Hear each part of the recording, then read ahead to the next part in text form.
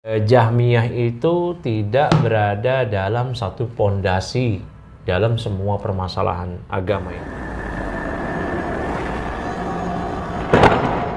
Bismillahirrahmanirrahim. Assalamualaikum warahmatullahi wabarakatuh. Waalaikumsalam warahmatullahi wabarakatuh. Alhamdulillahi rabbil alamin, wassalatu wassalamu ala asyrafil anbiya'i wal mursalin nabiyina wa sayyidina Muhammadin wa ala alihi wa sahbihi ajma'in, amma ba'd. Teman-teman semua pemirsa SS TV yang semoga Allah SWT senantiasa merahmati kita dimanapun kita berada.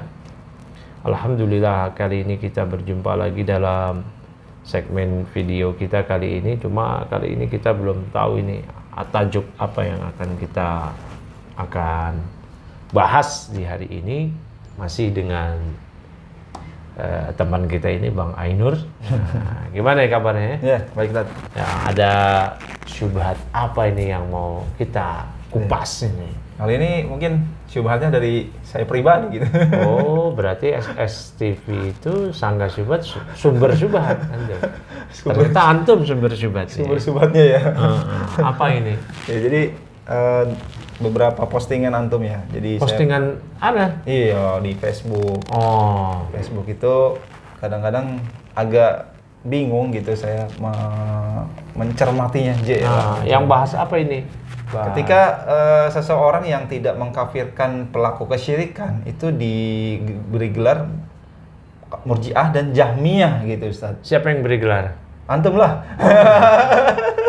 Oke, lupa lagi. Oke. Nah, jadi bingungnya gini, yang setahu saya nih ciri khas Murji'ah terhadap pelaku kesyirikan dia tidak mengkafirkan, artinya dia mengeluarkan amal dari iman, itu kan jelas ya ciri khas dari Murji'ah. Tapi ketika itu disematkan juga pada Jahmiyah, yang saya tahu Jahmiyah itu adalah orang-orang yang keliru dalam asma dan sifat Allah, menafikan sifat Allah gitu kan. Kenapa kok tiba-tiba dia munculkan Murji'ah Jahmiyah gitu dalam masalah takfir. Ah gitu. Ya, gimana Ustaz? Baik, begini ya. Jahmiyah itu tidak berada dalam satu pondasi dalam semua permasalahan agama ini. Dalam bab takdir, Jahmiyah itu lawan dari Qadariyah, yaitu Jabriyah. Berarti dalam bab takdir, Jahmiyah bukan Ahlus Sunnah, tapi bukan Qadariyah, artinya dari kalangan nufat yang menafikan takdir. Mereka justru orang-orang yang dulu menetapkan mengisbat takdir. Ya, mereka menetapkan takdir, tapi menafikan adanya ikhtiar, iradah, masyiah, kudrah pada hamba. Jadi apa yang mereka lakukan kan takdir. Nah, ini kelakuan Jahmiyah dalam masalah takdir.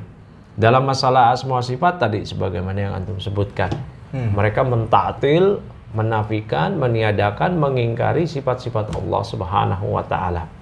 Ya, apakah nama dan sifat.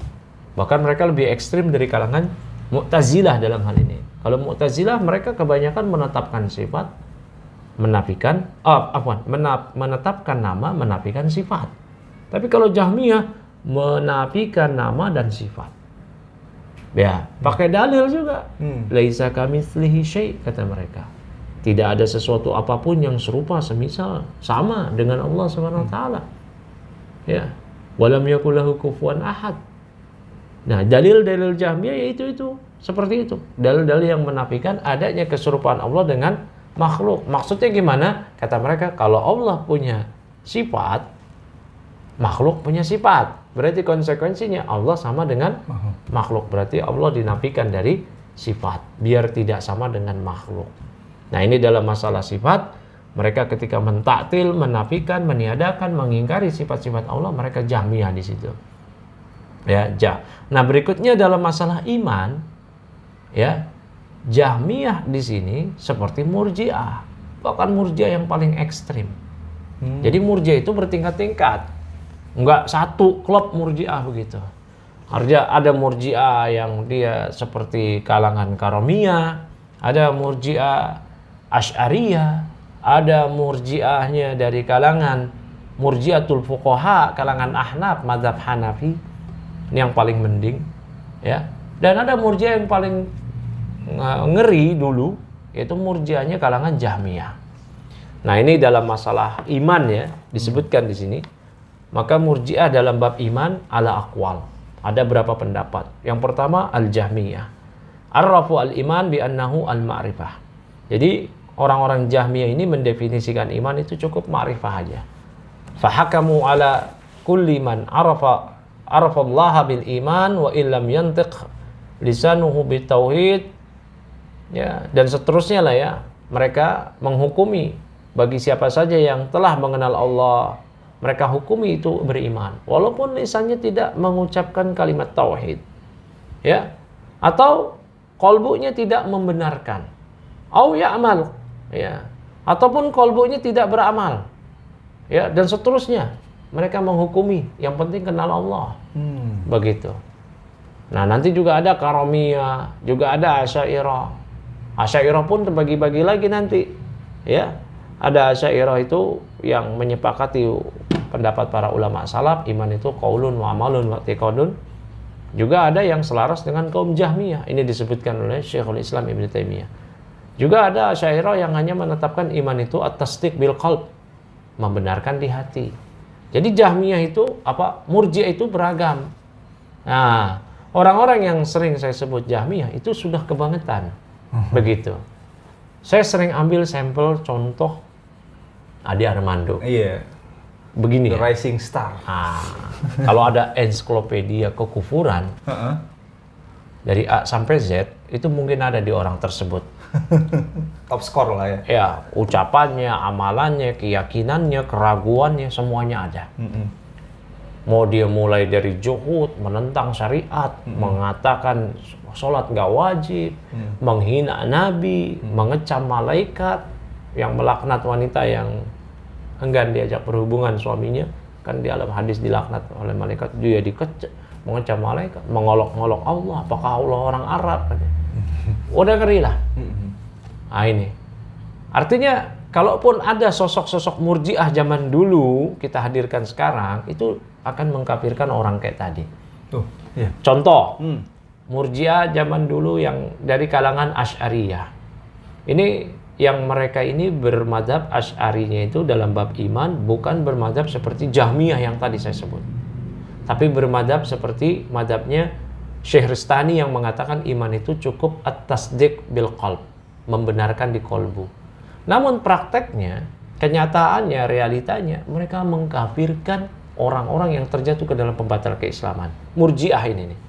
Dan ini kebanyakan Murji'ah dari kalangan Asy'ariyah ini, mereka waktu itu banyak yang bermadzhab fikih Syafi'iyah. Nah, di buku-buku fikih Syafi'iyah yang mereka tulis, mereka memuat bab khusus, bab tentang riddah, kitab riddah, pembahasan tentang kemurtatan. Dan mereka sebutkan pembatal-pembatal keislaman dan mereka sebutkan lawazimnya. Siapa yang mengatakan ini, siapa yang mengucapkan ini, siapa yang melakukan ini, maka dia kafir. Perbuatannya kufur, pelakunya kafir. Nah, ini kalangan Murji'ah yang dari kalangan Asy'ari yang tidak se ekstrim Jahmiyah. Nah, kalau orang-orang yang sekarang mereka mengatakan dia adalah Ahlus Sunnah, bahkan mengaku mengklaim Salafi, tapi model-model kayak Ade Armando tidak dikafirkan dengan dalih-dalih yang aneh ya, yang lemah, absurd yang ini belum terpenuhi ada syubhat di kepalanya. Ada mawani, ada syubhat, ada jahil, ada belum tegak hujah. Yang barak mengkafirkan Qadi. Ini lucu semua, bisa dibantah sama anak kecil yang baru belajar bahkan. Ya, ini walaupun itu terucap dari ustadz-ustadz mereka. Oh, ada ya. Iya. Tapi ini lucu.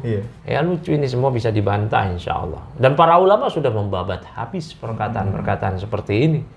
Apalagi kalau kita kembalikan ke masa salaf. Nggak ada tuh Murji'ah di zaman salaf yang kayak dia. Kecuali Jahmiyah.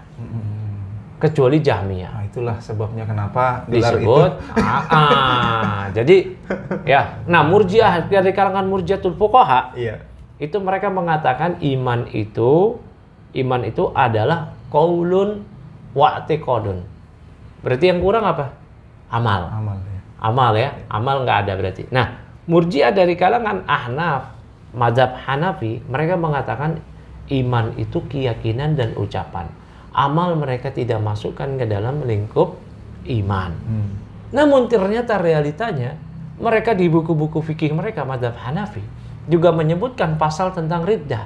Mereka mengatakan siapa yang tidak beramal ini maka dia kafir.